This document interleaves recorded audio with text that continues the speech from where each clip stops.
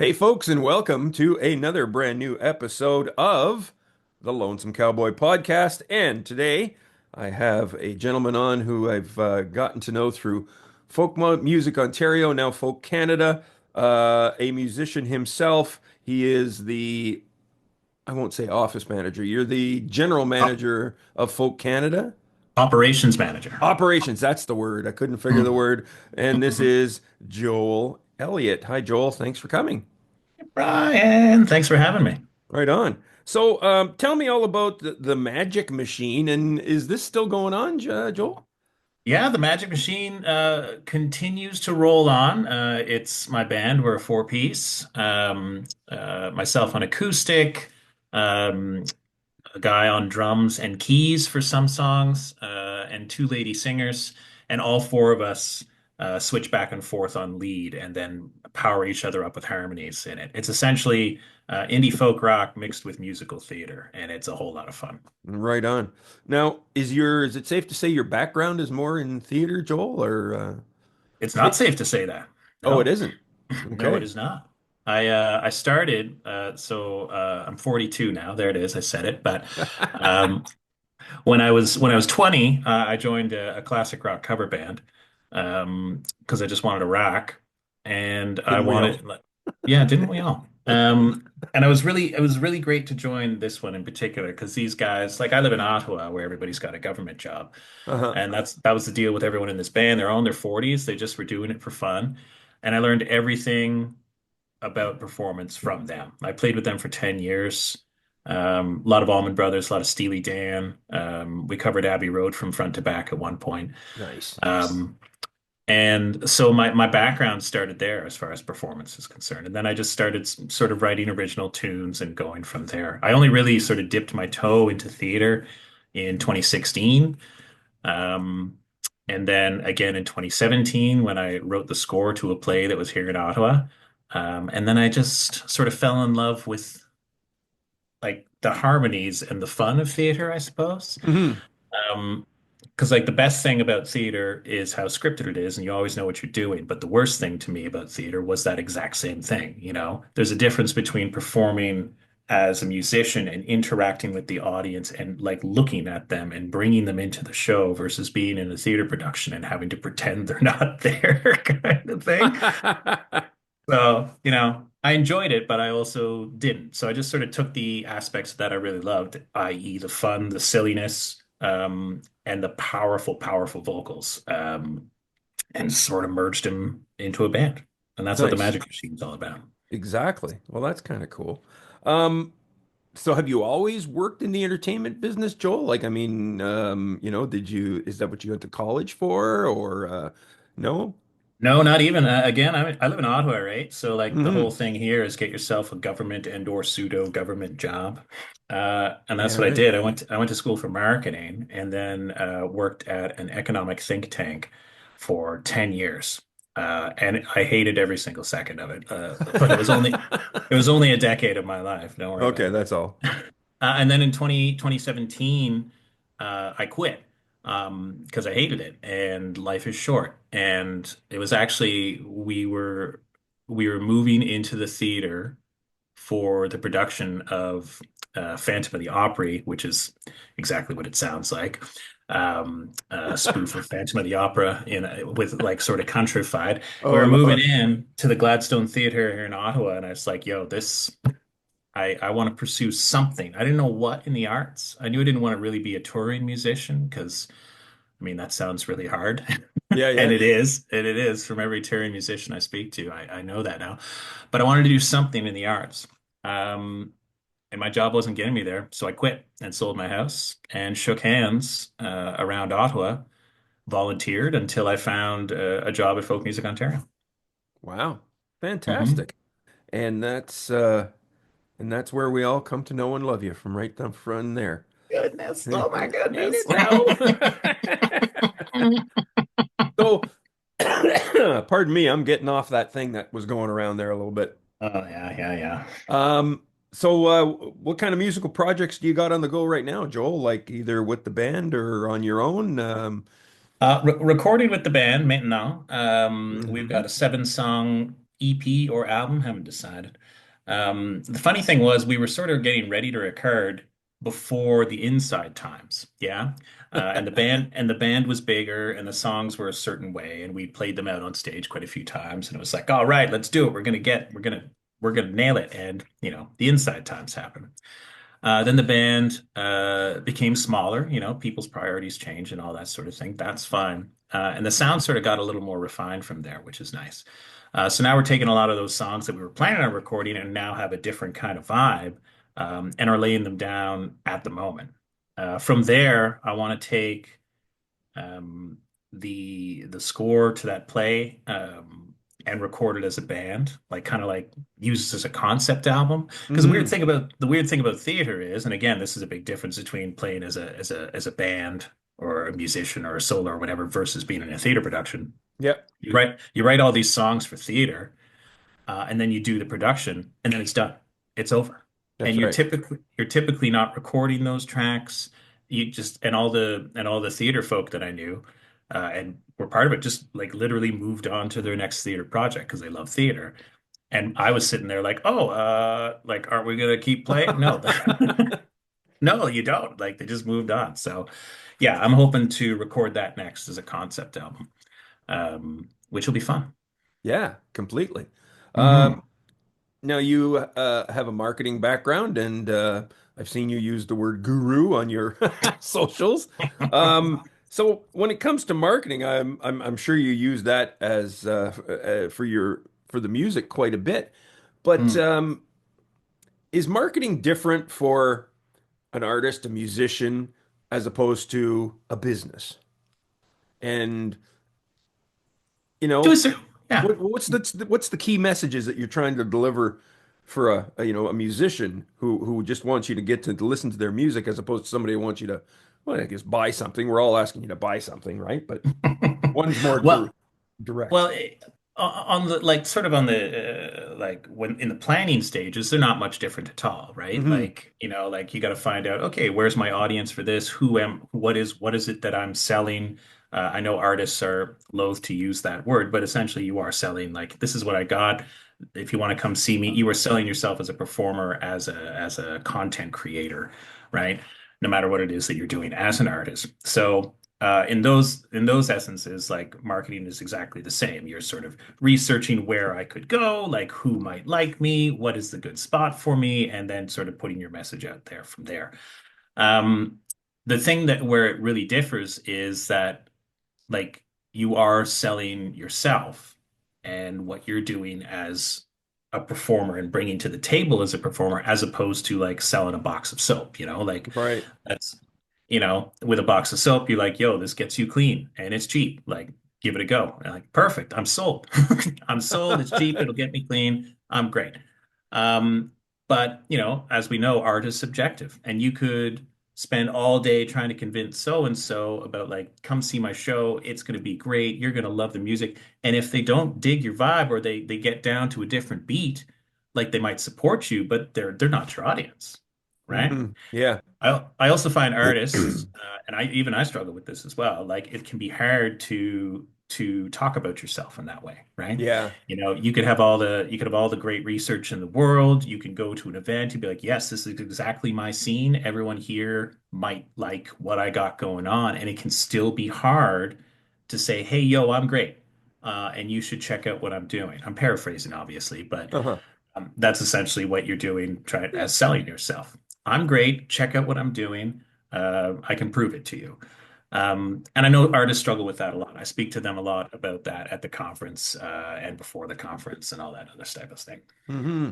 Now, being with the organization, you get the front line to hear from all the musicians and all the problems and all the troubles, Yeah, yeah, I do. myself included, you know what I mean? Sure. Yeah, yeah, yeah. And what kind of a problem is probably the foremost one that you get when you interact with members of Folk Canada and so on and so forth? Like, what's the one they're saying, Joel? Oh my God, you got to help me with this. Um, A lot of people, it's like if they're just getting started, it's a matter of like trying to find their way, right? Like, hey, I've got a website, I've got this, and it's just like I can't get anybody to pay attention to what it is that I'm doing. And for a lot of that, it's just like, again, going back to, okay, well, who are you telling about it? Like, where are you getting out there? Do these people trust you? Like, how are you ingratiating yourself into a community? Hmm. And I think that's an important thing to mention for any genre. I mean, like, I work in the folk industry, um, but like, it doesn't matter, like, if you're in metal or you're in hip hop or you're in whatever, unless you're like, you've got like a big, great production team behind you that can really like put your music out there and it's like a super bop, like the hit of the summer, for example, then you don't have to do much handshaking or building trust. But if you're starting out and, every other musician in the world has also put their music online, so there's a whole bunch of clutter that you got to get through. It comes down to community and trust.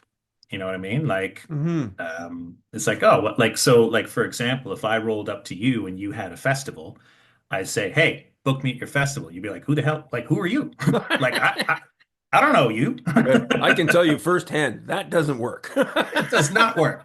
It does not work, right? People got to trust first. And whether that's like, hey, yeah, I've seen you at the past few networking events, and I heard you play that tune at such and such thing. Yeah, let's talk, versus like straight out the gate, like, hey, here's my thing. I liken it to back in the day. Like I worked at an economic think tank, as I said, but I worked in the conference division. So for 10 years, I was at like business conferences.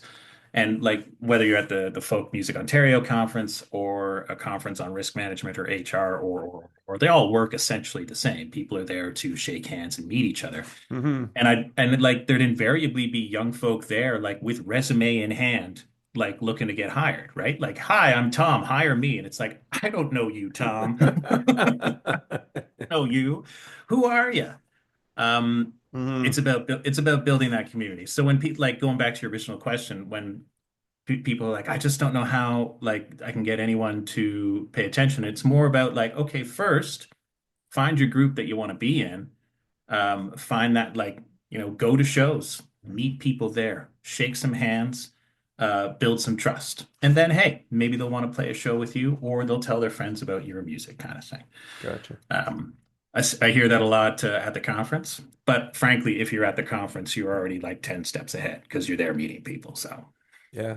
And can I say, folks, that what Joel is saying as a guy who just went to his first conference in 2024, um, yes, completely overwhelming. I look back on that schedule and I went, I missed a whole bunch of stuff. Because man, you're running around with blinders on and it's crazy. So yeah, and they're right. This is one thing I've always said about Folk Canada, and I'll say it again here. If you want to spend not a lot amount of money and get the most bang for the buck, Folk Canada is the group to belong to because of guys like Joel, who says all these cool things and then doesn't just not return your phone call or emails. So there you go.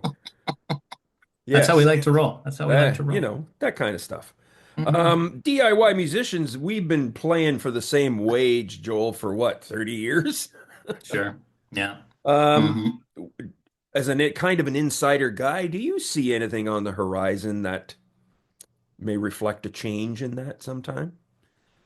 Um, as far as like, there's a lot of factors at play. I will say that I think we're going to move in a direction where people are going to be more willing to pay more money to see artists um, from their local geographic area, right? I mean, I think like we've had like what now 20 plus years of the internet where we can listen to music from anywhere on the planet at any time, like right now, pull her up in any language you want. Um, but that's no longer exciting and different. So I'm here talking to a lot of people that really want to, like, hey, yeah, I will go to this festival because there's a bunch of artists from around this particular region that I haven't been able to see before, and I will pay a premium to do that. Um, so part of it is consumers obviously saying like, yes, that is worth it to me. This live show is worth it to me, and I can tell why it's important. As far as the businesses are concerned, and like pain of the artists, certainly Folk Canada is all about like getting more money for artists at all times. Um, it's something we work towards and like, strongly suggest towards presenters as well. Correct. Um, and like when it like there was a lot of talk after like during the pandemic and right afterwards of a fear of live music just disappearing altogether, right? Yeah, It's big like, time. ooh, are people gonna return? Is it gonna just be DJ iPod at every bar in the world, instead of Buddy plinking away on the keys or a guitar? Are we actually gonna have music festivals again? Like, and like there was all these questions happening. Luckily, when it all came back, that yeah, like I mean, the bars are still playing. Like good friends of mine who are bar musicians, they still have the gigs. They were brought right back. The people want it. People need other people, and people want to see music. Hmm. And I think it boils down to, you know, presenters um, who are good presenters and of sound character will pay what musicians are worth. Um, and it's up to us as artists, as well as industry sort of organizers like Folk Canada, to just sort of keep calling that out when it Hmm. doesn't happen. I'm sure you've seen on social media like artist says, "Oh, such and such bar didn't pay me," or such and such venue didn't pay me enough, or this type of thing. Like these types of things, like we have the power to now call that type of thing out. Yeah.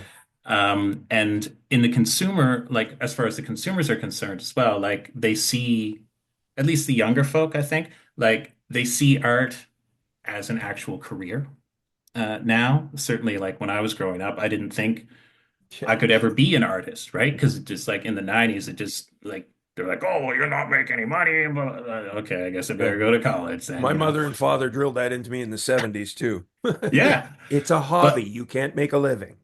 that's right. But again, with the internet, like people realize, like, oh yeah, like if this is your full-time job, and I do see the value in this, and we do need to keep humans creating rather than having AI take over it, then that's worth paying for. Um, and I think we just got to have that like perfect connection between consumers and venues. And you can tell I'm a marketing guy because I'm calling fans consumers, but there it is. Well, it is what it is, right? Yeah. Because that's the way it is. Yeah. But it's interesting that you talk about calling it out.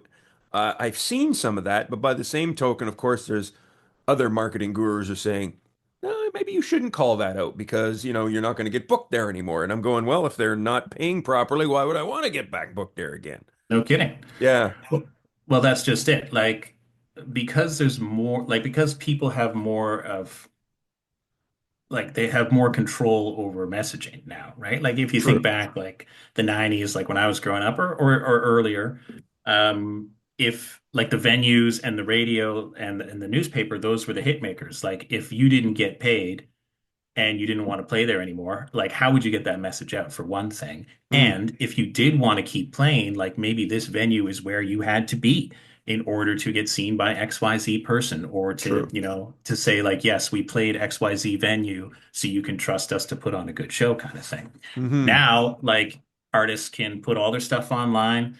They can show proof in pudding of like, yo, this is what we bring to the table. And I don't need to play this particular venue that doesn't pay, and I can just say bye to you. It doesn't matter if I don't get booked there anymore because I'm gonna go play these other venues, and that's fine Yeah, because I'm getting paid and I don't need you. there you go. Well, that's uh, that's solid advice, and I do appreciate that. And I hope we can continue. Um, Joel, what's going on at Folk Canada? What do we see? Going to see any new something surprises? Anything you can give us a little sneak peek on, or are you bound to oath, or you'll be shot for if you divulge? I'm bound to secrecy on some things, of course. I can say because we announced it that the conference this Oh year will yes. will be October 15th to 19th. I can say that it's in Ontario. I cannot say where as of yet. That's very hush hush. Mm-hmm. But we're going to be getting applications for showcases out there soon, applications for the awards out there soon, applications for all the different programs, the Developing Artist program and all this other stuff out there very soon. So if people are interested in joining the newsletter, I highly suggest that they do. I work ever so hard on the newsletter and it's full Yep, of awesome information. that it You can is. find that at folkcanada.com or .ca. Anyway, just Google Folk Canada. It's fine. We got a new website. So I'll also say that speaking of podcasts, my wonderful boss, Roz, Ah, yes.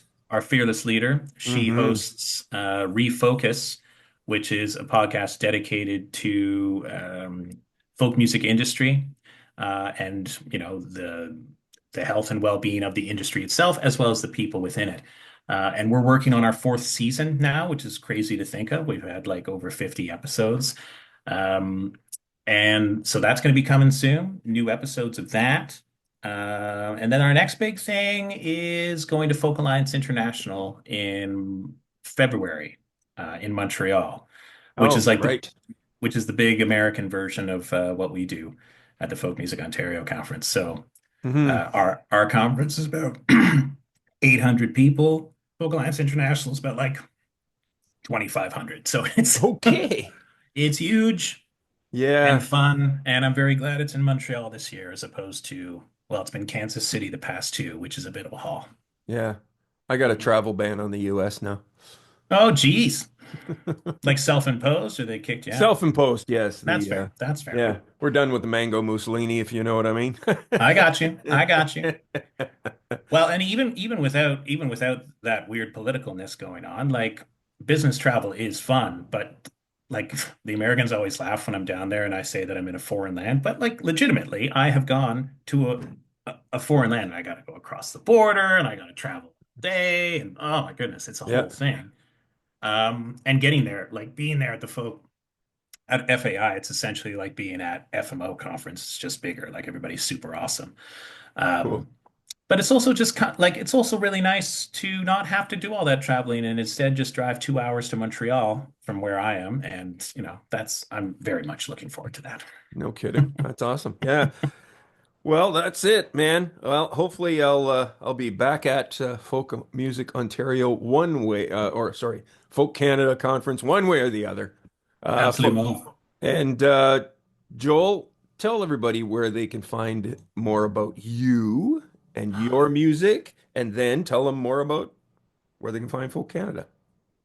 Well, I'm pretty. We're actually going through some rebranding on the Magic Machine Oh, cool. maintenant. But Nice. the best place to find me and everything I do is at my Instagram, uh, at Jumpin' Joel Flash, because I'm a Shameless Stones fan, and I also didn't want to change my email when I first started performing solo, so and it was Jumpin' Joel Flash at Gmail. So it's like I'll just go with this. It's perfect. That's perfect.